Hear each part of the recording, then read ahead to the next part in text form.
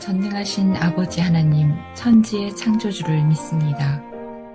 나는 그의 유일하신 아들 우리 주 예수 그리스도를 믿습니다.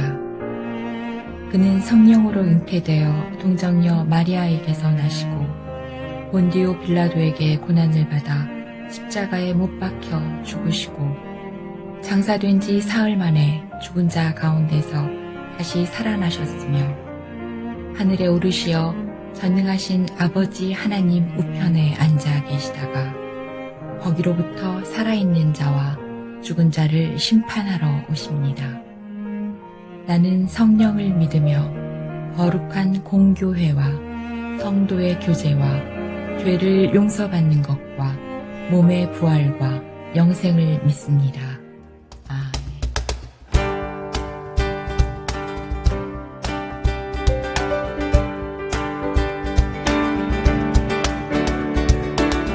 하나님의 영이 나를 만지시네. 하나님의 영이 나를 만지시네. 하나님의 영이 나를 만지시네. 내 영혼 만지시네. 하나님의 영이 나를 치유하네. 하나님의 영이 나를 치유하네. 하나님의 영이 치유하네. 내 영혼 치유하네. 주의 영이 우리 속에 가득해지네. 우리 영혼 기쁨으로 쉽게 나오면 주 찬양 마음껏. 하나님의 영이 나를 살리시네. 하나님의 영이 나를 살리시네. 하나님의 영이 나를 살리시네. 내 영혼 살리시네. 하나님의 영이 자유케 하시네. 하나님의 영이 자유케 하시네. 하나님의 영이 자유케 하시네. 내 영혼 자유케 해. 주의 영이 우리 속에 가득해지네. 우리 영혼 기쁨으로 쉽게 나오면 주 찬양 마음껏. 하나님의 영이 나를 다스리네. 하나님의 영이 나를 다스리네. 하나님의 영이 나를 다스리네. 내 영혼 다스리네. 내 영혼 다스리네. 내 영혼 다스리네. 내가 너희를 여러 나라 가운데에서 인도하여 내고 여러 민족 가운데에서 모아 데리고 고국 땅에 들어가서 맑은 물을 너희에게 뿌려서 너희로 정결하게 하되 곧 너희 모든 더러운 것에서와 모든 우상 숭배에서 너희를 정결하게 할 것이며 또 새 영을 너희 속에 두고 새 마음을 너희에게 주되 너희 육신에서 굳은 마음을 제거하고 부드러운 마음을 줄 것이며 또 내 영을 너희 속에 두어 너희로 내 율례를 행하게 하리니 너희가 내 규례를 지켜 행할지라. 내가 너희 조상들에게 준 땅에서 너희가 거주하면서 내 백성이 되고 나는 너희 하나님이 되리라. 내가 너희를 모든 더러운 데에서 구원하고 곡식이 풍성하게 하여 기근이 너희에게 닥치지 아니하게 할 것이며 또 나무의 열매와 밭의 소산을 풍성하게 하여 너희가 다시는 기근의 욕을 여러 나라에게 당하지 아니하게 하리니 그때 너희가 너희 악한 길과 너희 좋지 못한 행위를 기억하고 너희 모든 죄악과 가증한 일로 말미암아 스스로 밉게 보리라. 주 여호와의 말씀이니라. 내가 이렇게 행함은 너희를 위함이 아닌 줄을 너희가 알리라.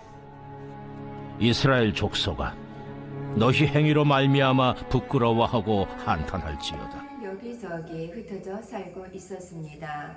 자기 나라가 아닌 곳에서 말이지요. 자기가 누구인지 잊어버린 채 말이지요. 그때 하나님은 말씀하십니다. 내가 너희를 데리러 가겠다. 사람들이 하나님을 먼저 찾은 것 아니죠? 잘 준비된 모습도 아니었습니다. 사람들이 깨끗해서였나요? 아니었습니다. 마음도 삶도 많이 더러워져 있었습니다. 하나님은 그것을 아셨습니다. 그래서 하나님이 직접 물을 뿌리셨습니다. 사람들이 스스로 씻은 게 아니었지요. 하나님이 씻겨 주셨습니다. 그리고 더 중요한 일을 하셨지요. 너희 마음을 바꾸어 주겠다라고 하셨습니다. 딱딱한 돌 같은 마음을 말이지요. 느낄 수 있는 부드러운 마음을 넣어 주셨다는 것입니다. 그래서 아픔도 느끼고 기쁨도 느끼는 마음으로 바꾸어 주셨습니다. 거기서 끝난 것이 아니었습니다. 하나님은 자기 영을 사람들 안에 두셨습니다. 이제 사람들은 혼자가 아니지요. 하나님이 안에서 함께 숨을 쉬고 계시다는 말씀입니다. 그러자 삶이 어떻게 되었습니까? 말씀을 억지로 지키는 것이 아니라 자연스럽게 하나님을 따라가게 되었다는 말씀입니다. 사람이 바뀌자 땅도 바뀌었습니다. 버려졌던 땅이 다시 살아났습니다. 사람들은 신이 났겠지요. 그제서야 사람들은 자기 모습을 돌아보게 되었습니다. 예전에 잘못이 떠올랐던 것이지요. 부끄러웠습니다. 하지만 그 부끄러움은 버림받을까봐 두려운 마음이 절대 아니었습니다. 이미 사랑받은 뒤에 오는 부끄러움이었다는 것입니다. 하나님은 마지막으로 이렇게 말씀하셨습니다. 이 모든 일을 한 이유는 너희가 잘나서가 아니다. 내 이름을 위해서, 내 거룩한 이름을 위해서라고 분명히 말씀하셨다는 것이지요. 사람들은 조용히 그 말씀을 들으며 하나님 앞에 서 있게 됩니다. 무언가를 증명하지 않아도 되는 바로 그 자리 말이지요. 사랑하는 하늘소망교회 성도 여러분, 오늘 에스겔 36장 이야기는 사람이 하나님께 돌아오는 이야기가 아닙니다. 하나님이 사람 안으로 들어오시는 이야기라는 것이지요. 여러분, 왜 이 말씀이 나왔습니까? 오늘 본문 36장 24절에서 32절 앞 이야기는 에스겔이 활동하던 때 이스라엘은 나라를 잃고 포로가 되었지요. 성전은 무너졌고 사람들은 바벨론 땅에서 이렇게 생각했습니다. 우리는 이제 끝났다. 하나님도 우리를 버리신 게 아닐까 절망할 수밖에 없었다는 것이죠. 하지만 하나님이 보시기엔 문제는 단지 나라가 망한 것이 아니었죠. 사람들의 마음이 오래전부터 하나님을 떠나 있었던 것이 더 큰 문제였다는 것입니다. 사람들은 하나님 이름을 부르면서도 삶으로는 하나님을 드러내지 못했습니다. 그 결과 이방 사람들은 말했습니다. 저게 하나님의 백성이래? 그 하나님도 별거 없네. 하나님의 이름이 더럽혀진 상황이었다는 것이지요. 그래서 하나님은 말씀하셨습니다. 이제는 너희 때문이 아니라 내 이름을 위하여, 내 거룩한 이름을 위하여 내가 나서겠다라고 말씀하셨다는 것입니다. 그리고 오늘 본문 말씀이지요. 하나님은 이렇게 말씀하셨으니까 회개하라, 잘해보라 이렇게 말씀하신 대신에 내가 너희를 데리러 오겠다라고 말씀하셨다는 것이죠. 흩어져 있던 사람들을 하나님이 직접 모으셨습니다. 사람들이 준비되었기 때문이 아니라 하나님이 움직이셨기 때문입니다. 하나님은 사람들을 씻기셨습니다. 더러운 모습을 숨기게 하지 않으셨고 있는 그대로 드러내신 뒤에 직접 깨끗하게 하셨다는 것입니다. 하지만 하나님은 여기서 멈추지 않으시고 겉을 씻는 것만으로 부족했던 것입니다. 그래서 돌 같은 마음을 빼내고 살 같은 마음을 주겠다라고 약속하셨습니다.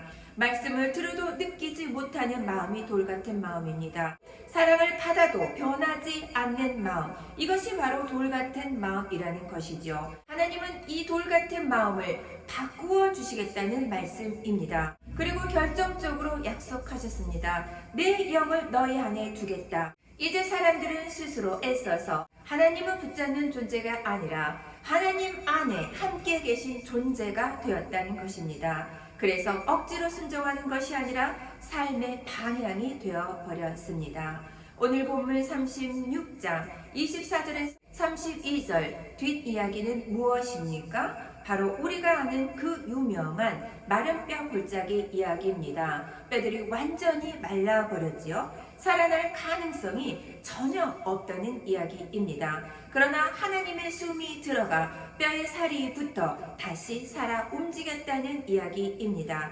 이 장면 속에서 새 마음이 부어지고 새 영이 부어지며 하나님의 숨결이 함께 한다는 것을 우리는 볼 수 있게 됩니다.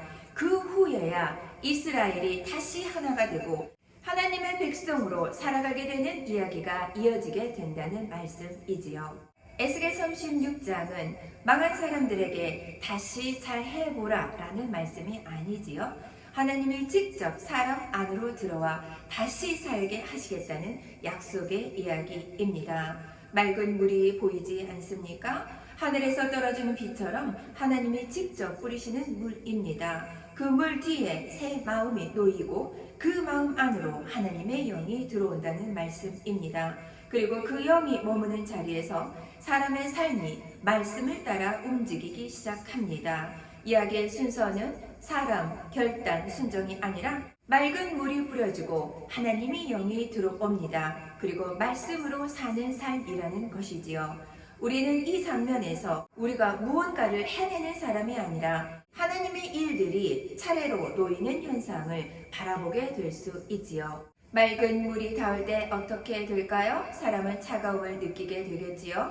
숨기고 싶었던 두려움이 드러나는 느낌일 수도 있습니다. 그러나 곧 가벼워집니다. 씻긴다는 것이지요. 그 다음은 마음이지요.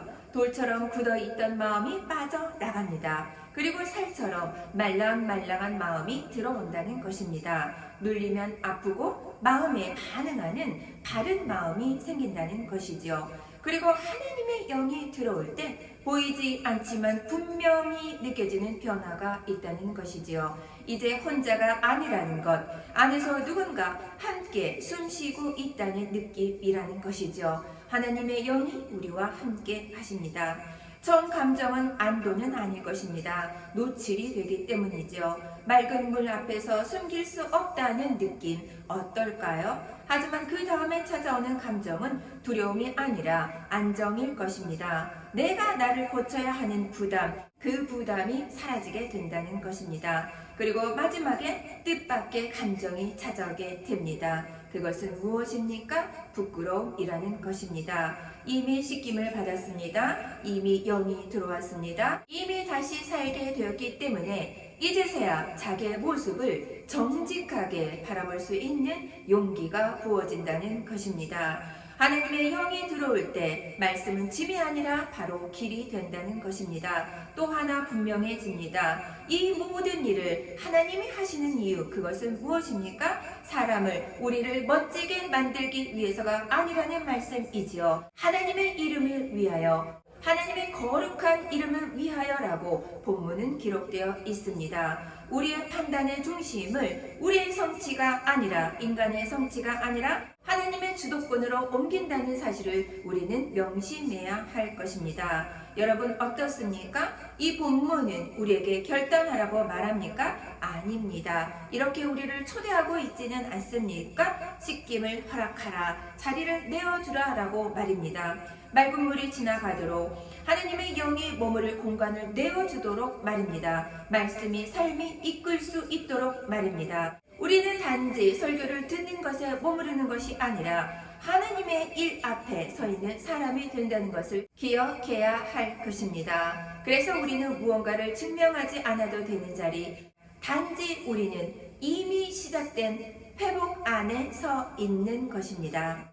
에스겔 36장은 말씀합니다. 말씀을 잘 지키라고 요구하는 것이 아니라 맑은 물로 씻고 하나님의 영으로 채우셔서 말씀이 살아 움직이게 하는 하나님의 회복 이야기라는 것을 우리는 기억하면 좋겠습니다. 함께 기도합니다. 사랑과 은혜가 충만하신 하나님 아버지 감사합니다. 오늘 에스겔 36장 24절에서 32절 말씀 앞에 우리를 불러주셔서 감사합니다. 맑은 물로 우리를 씻겨주셔서 숨기고 있던 마음까지 주님 앞에 내려놓게 하시니 참으로 감사합니다.